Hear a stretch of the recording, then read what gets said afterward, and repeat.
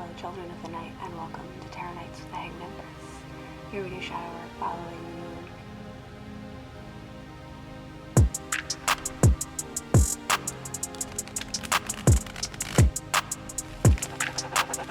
Yo, VI, play the beat.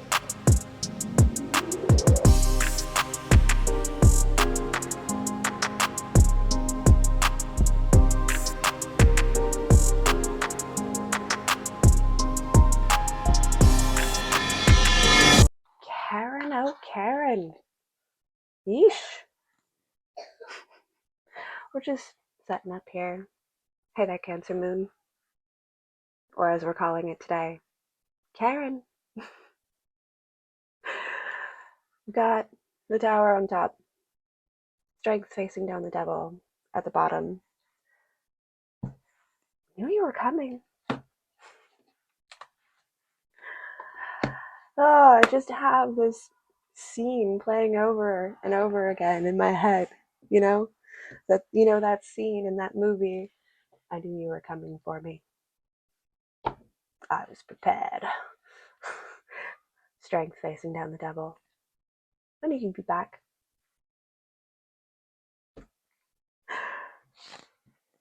No, but it's a shadow battle.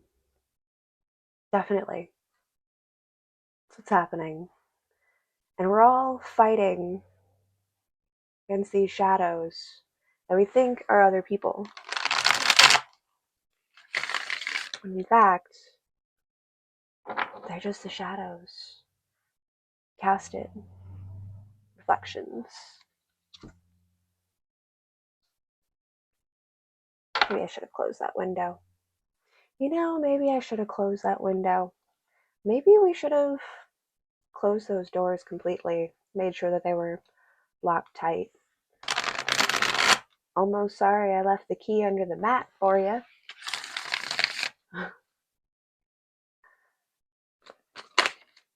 But, okay, fine.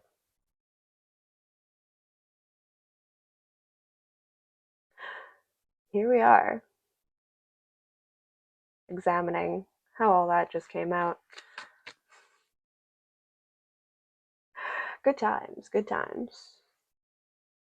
The overall energy, it's quick. Things are moving, happening, snapping, crackling, and popping off quickly in certain places, areas, and spaces where the heat and conductivity is most prime. I know this microphone is decent enough, but that's bothering me, I tell you.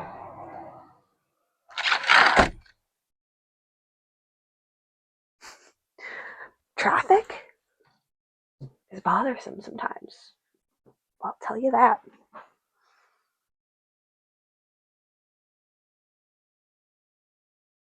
So the song that's been playing in my head is The Hunter's Moon. And this King of Wands with this hanged man is definitely giving me that. Again, back to that scene in that movie.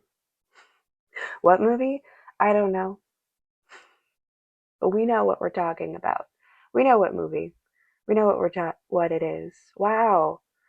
Stutter, repeat, get over the verbal mountains. Okay. Just slow it down, check our pace. Things are moving quickly, but the most important thing with these 8 wands firing down is that we hold our one rod, is the word that wants to come out. That we hold this one rod, not wand, but it's a rod, a staff, a bow, even. Maybe you're Donatello for Halloween. Go Donatello. Alright, so the importance of holding on to the most sacred, sturdy truth is hollow. Why is it a hollow truth? I'm sorry, I'm getting a lot of audio things right now. And it's changing and shaping the perception as we go. But this hollow staff, to make it more aerodynamic than these 8 staffs that are flying down. We're in the hangman, really just evaluating and observing and gathering the trajectory. And it seems like it's taking a really long time to take into account all of the angles and perceptions, the rate of speed in which these fiery torrents are being thrown at us from these multiple directions. But the swiftness of this staff and the slowness of mind, because of the maintained meditative state of directive and understanding that we are standing on our mountain alone, we are fighting shadows, gives us the ability to move quickly. Quickly enough. Seeing this hangman with the people here kind of observing, and it's giving me a now you see me, now you don't.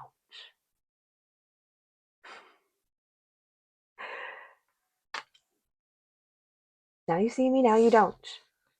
You think you're coming after this one image, this one projection, this one perspective, but in actuality, we've already changed the perception, the bend, and the dynamic. So the person that they're seeking is no longer there. Nobody's home. Nobody answers to that shell anymore. Hey there, Cancer Moon. How intriguing.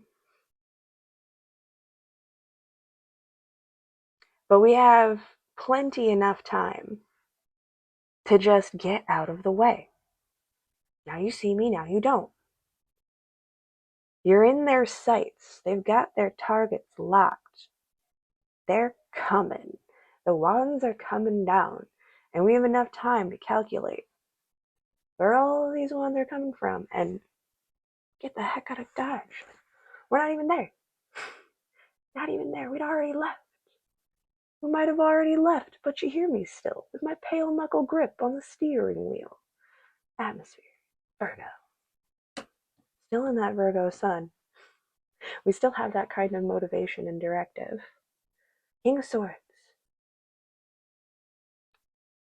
The rulers of our own thoughts, actions, deeds, and words. What we own. And having full and complete ownership over it. Yes, I said that. Yes, I did that. It was right. It was what I needed to do. Did I cause harm? Did I say mean things? We contained. We didn't let the harsh sharpness of our sword cut anything that wasn't meant to be cut. What we harvested, staring at this little sickle here, what we harvested, what we have reaped from our circumstances and situations are precisely what we had sown and what we had meant to harvest. So all of this extra stuff that's coming at us, it bounces off the armor. We're already gone. We already left. We came, we got what we needed, and we moved out of the way before we could experience this rush, this attack. And coming for what? We're standing right here. Now you see me, now you don't. They're chasing after us, and we're standing right here in our truth, holding our deeds, holding our actions. No, really, though.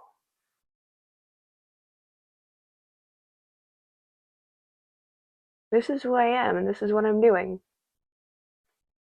Complete accountability.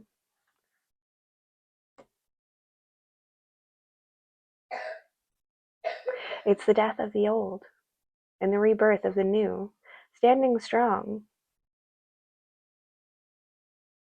I think this is like a pheasant, but for some reason it was giving me a little bit of phoenix. Pheasants are delicious. Hold on.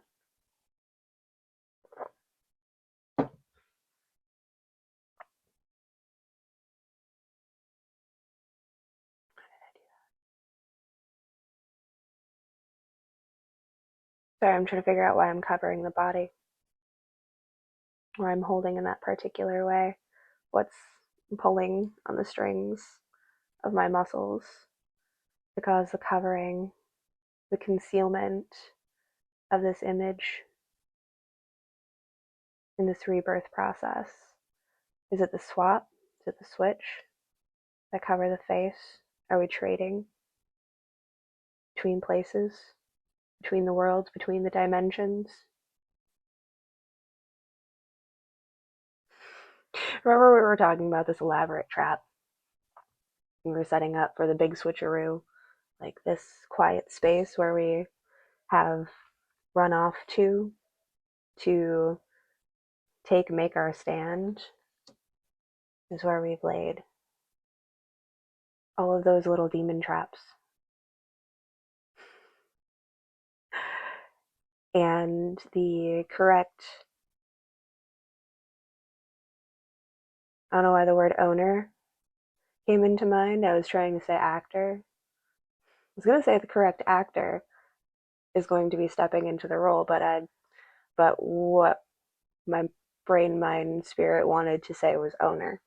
So the owner of the role, the true owner of the role, not just an actor, a step above an actor. So replacing this actor, this thespian, who's been playing a part as something with the true owner of the role and position in this transition. The movement, the movement, the the ability to walk away when the light is revealed and we see the true light and dark side. Like, I see this sun as like the demon trap, and this sun representation here with the moon within its face. Once the truth of the duality of these characters is revealed, we will finally be able to release, let go, walk away from, not feel like we have to stand and fight, but it's all just going to be bared, cleared on the table. And once we see the truth and we know and it's all out there, we can finally walk away. Step into our own security, our own stability, and knowing, like, no, you're not crazy. That wasn't right. That was just an actor. As that was the wrong place. You went into the wrong room. That was the wrong position for you to be in. Now we can come back to our own mountain, to our own garden, and really appreciate what's in there and what we have grown for ourselves. This is that harvest that we were talking about. This is the sacred circle where we get to embrace and fully enjoy and live in what we have harvested through all of the work that we have gone through. Dodging bullets left and right. Sure need a break. Sure need a rest. 3 months?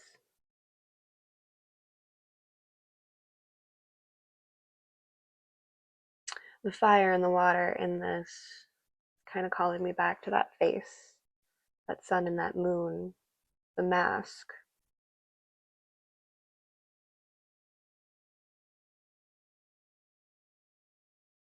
In this safe space, in this, not even necessarily in the garden, but within this sacred space, there is a place to wander out and practice in solace and solitude the mastery of our own light and dark sides, of ourselves. This is honing, holding, and shaping those things, pulling it all back together into the sole directive of not being concerned with controlling anybody else's mountain, trying to get over on anyone else, because we're not trying to claim anyone else's crown. We're not trying to claim anyone else's riches. We have realized, stepped into, come into our own securities. So now we can take this and we can practice utilizing this righteously.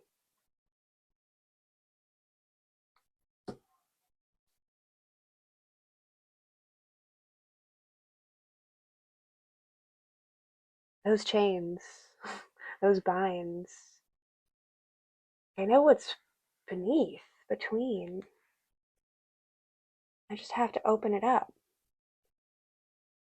This Eight of Swords is so restrictive. We just have to open the whole thing up now.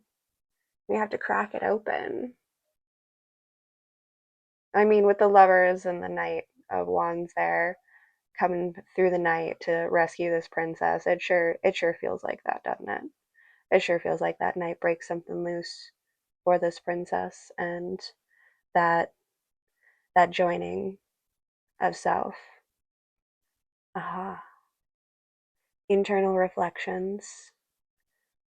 The bound and restricted and restrained parts of yourself are the sweet, innocent, light and pure parts of yourself that we have our own, that our shadows and the shadows of others have bound, wrapped, tied, and kept in these tight spaces where they couldn't see where they were going, what they were doing. They couldn't express, get out there. These are the parts of ourselves that are unexpressed,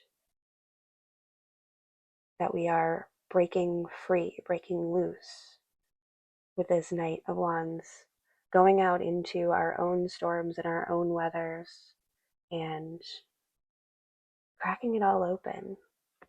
And, like, again, finally utilizing, molding, and shaping and accomplishing a togetherness of our light and dark selves, bringing them together for the ultimate goal and the ultimate truth that is love.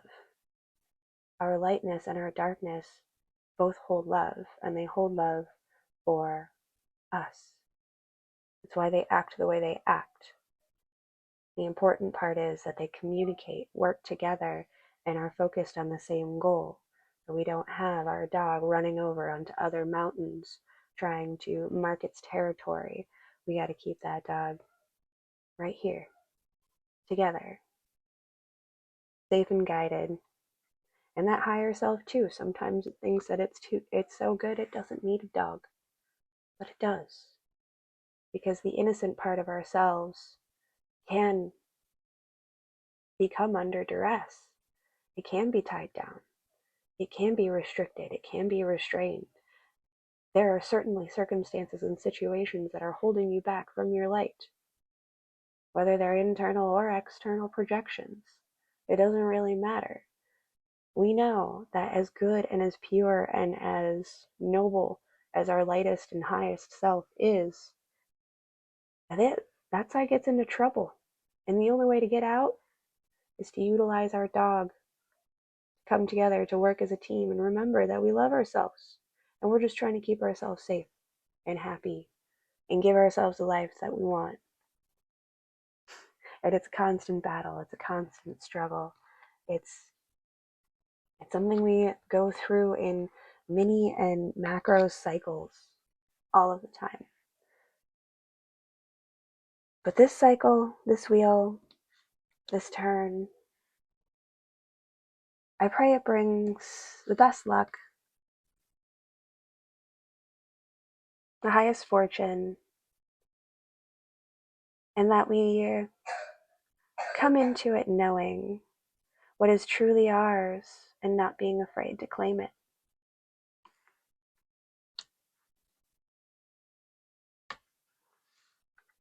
So drop your worries by the wayside.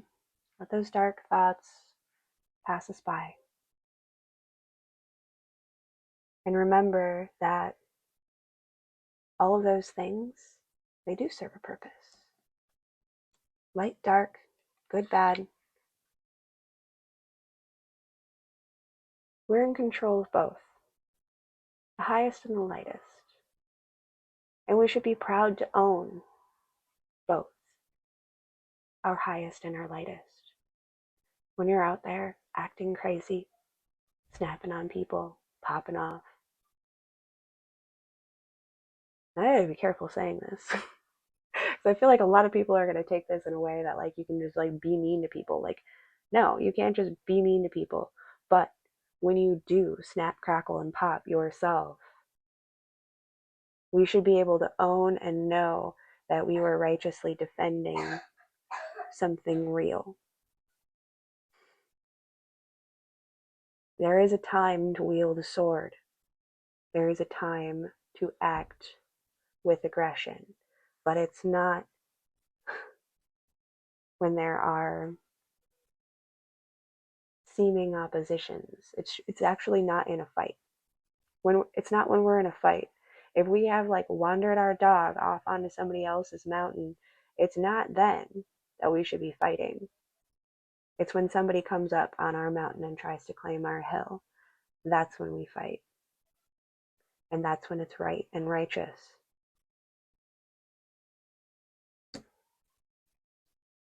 And it's done with mercy. It's not merciless. It's not sadistic.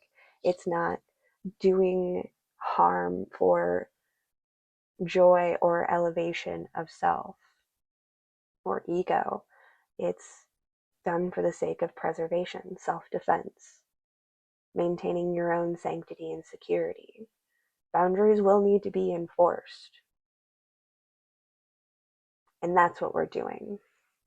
We're not going over and causing problems with other people. We're just standing our ground. We're saying that we're standing here.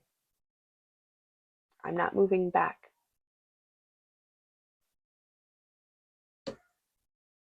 And that we will defend. Our own mountain, our own righteous glory, our own destiny, our own lives.